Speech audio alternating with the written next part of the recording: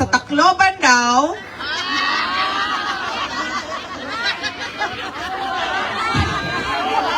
anong tourist spot niyo doon? Diba? Ano ba? San Juanico Bridge.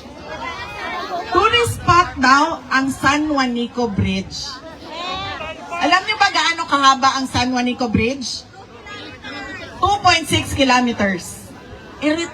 Sobrang irritated ako. Paano naging tourist spot ang 2.6 kilometers na bridge? Ang bridge sa China, papunta sa Shenzhen, papunta sa Macau, papunta sa Hong Kong. Gaano kahaba?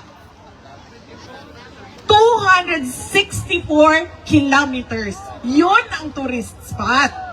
Yun ang modernization. Yun ang infrastructure. Hindi ang 2.6 kilometers na San Juanico Bridge na ngayon, nagkakagulo pa paano ayusin. Diba? Hindi ko alam bakit hindi nakikita yon ng administration.